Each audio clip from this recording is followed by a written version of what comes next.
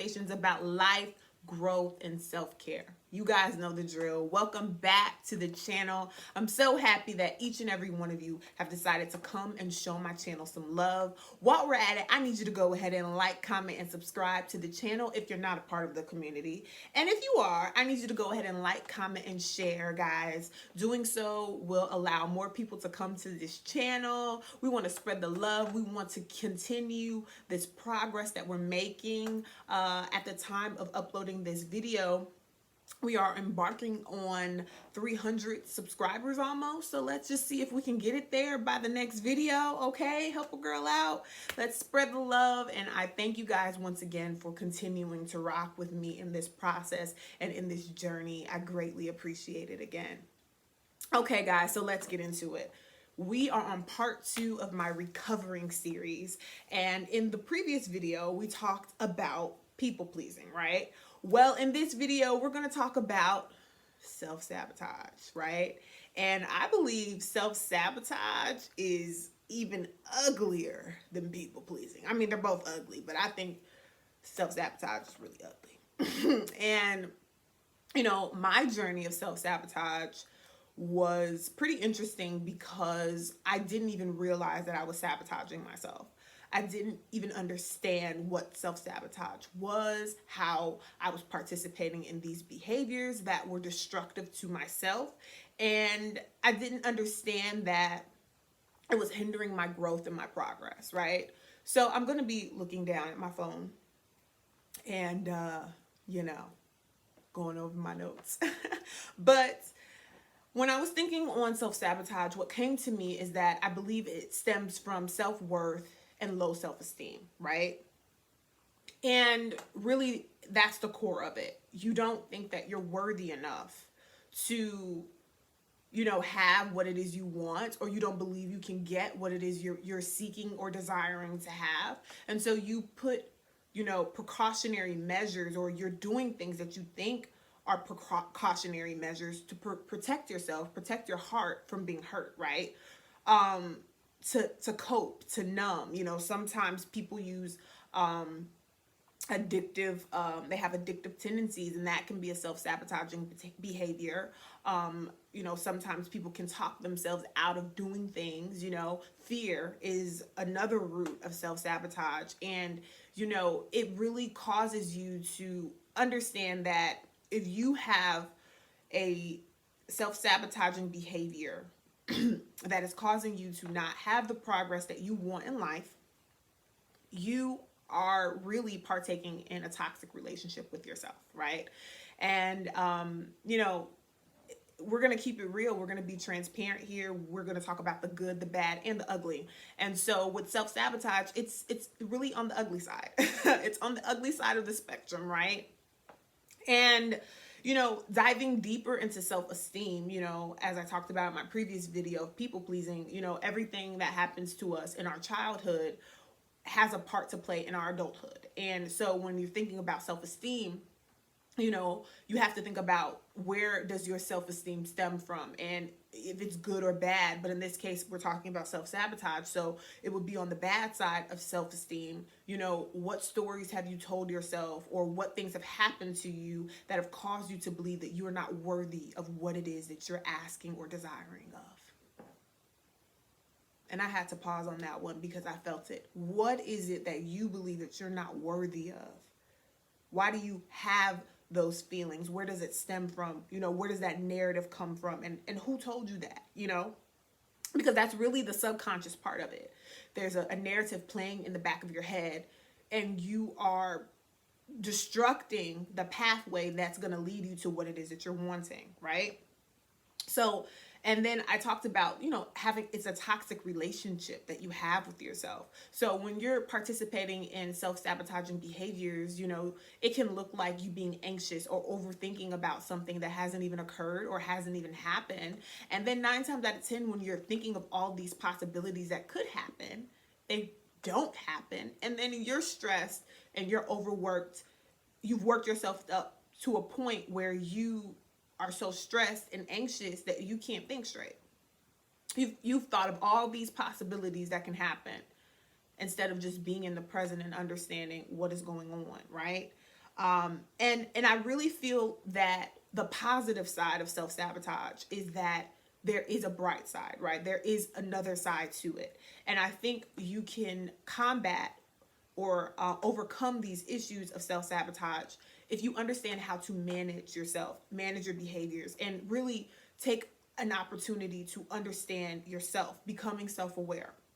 So when you're having those moments of self-sabotaging behaviors, when you're thinking those negative thoughts, when you're preventing things from happening, when you're choosing not to put yourself out there because no one really cares or no one really wants to hear what I have to say, that's a self-sabotaging behavior, by the way. When you're doing those things, you have to catch yourself, right? You have to be like, wait a minute, let me pause. Where's this coming from? Am I just overthinking? Am I creating a scenario in my head? Am I making the situation worse than what it is? And is this really the reality of what, is happening? And for me, I found that having people in my corner to talk to has helped me a lot with my self-sabotaging behaviors. This is a tongue twister, yeah. But it's helped me a lot. I believe that your circle of people really, really has a influence and an impact on you and how you think and how you process. So for me, I talk things over with my trusted friends, and I've also understood that it's not good to project all the feelings that you have onto everyone. But if you have a trusted person that you can talk to about what you're going through and the feelings that you have, and if they can talk you through and help you understand where is it stemming from and what really is the issue, then you can come to an understanding like, okay, this situation hasn't even happened. There's nothing that has manifested for me to even think this. I'm thinking this way because in the past something similar has happened and I got my feelings hurt, and I don't want that to happen again. So then you have to ask yourself, have you really gotten over what has happened in the past? Because if it's preventing you from living now, then 9 times out of 10 that you're still not over that situation. And that's another video, right? But self-sabotage really causes for you to think about what the root is. Think about, why are you having these thoughts and these behaviors? When it comes to, dating, for some people, oh, I don't want to put myself out there because the last time I did, I was hurt. Or I don't want to make new friends, or, I can't trust people. People can't be trusted. You can't trust anyone. Trust no man. And that is a terrible mentality to have, because you're going to block blessings. You're going to prevent yourself from living your best life, and you're not going to be able to truly see things for what they are, because you have already predetermined what it is going to be before it has even happened, right? So like I said, there is a bright side to self-sabotage, but on the flip side, you have to become self-aware to understand what triggers you to have those self-sabotaging behaviors, and then, work on, okay, how am I going to remedy this issue, right? So, like I said, there's hope. You can change this behavior and these patterns that you have, but you really have to be real and honest with yourself, because the ugly part is something that a lot of people don't like to, they don't like to do the ugly work, right? So when it comes to things like self-sabotage, and in the previous video when I was talking about people pleasing, it's really going to cause you to get to the root of the issue, right? So for me, my self-sabotaging behavior that I am recovering from is overthinking and, creating scenarios that are not there. I have been disappointed by people in the past. I have gone through my fair share of disappointments, as we all have. And so I found myself, creating narratives in my head about a situation. It's going to go this way. This person's going to do this. And, and then it's also caused me to overthink myself out of a situation. So you remember when I talked about in the previous video how I would always ask questions with my parents, like, oh, when is this going to happen? Or what time are we going? Or when is this? And I will also do that out loud. So asking a whole bunch of questions and not just giving things time to show themselves, like to show itself what it's going to be, right? So if you're, asking a bunch of questions, if you're, finding yourself, very skeptical, you might have to take a step back and have a reflective moment with yourself.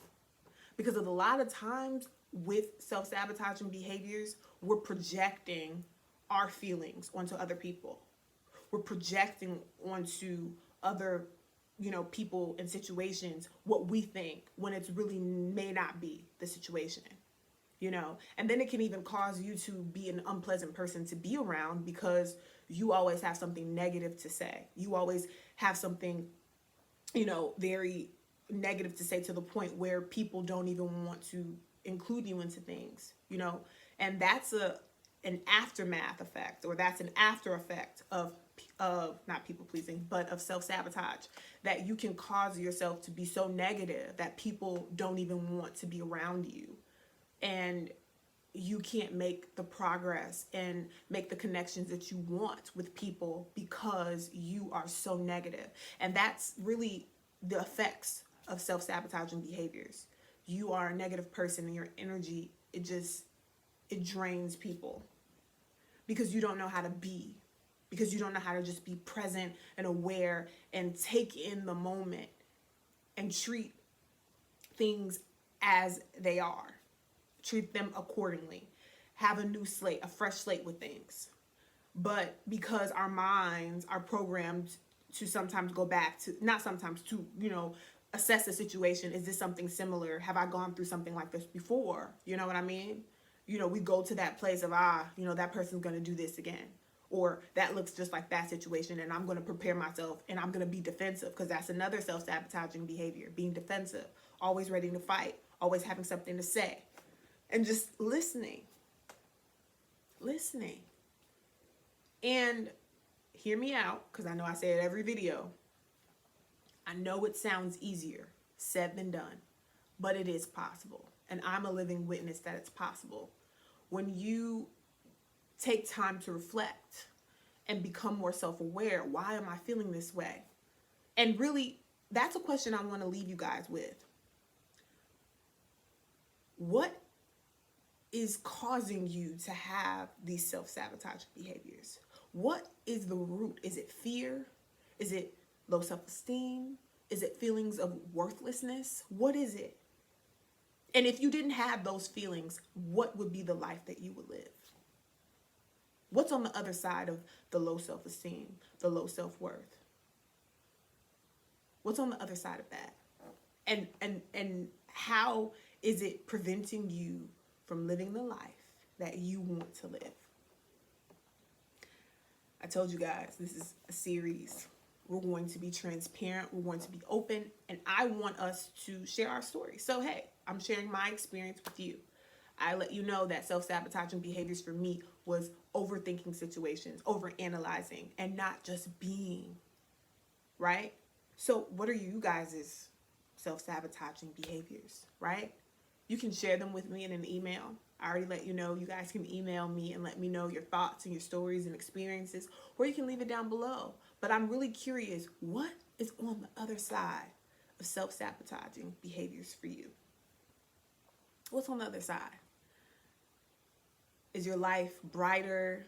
Are you happier? Are you living your best life? If you let go of those behaviors today,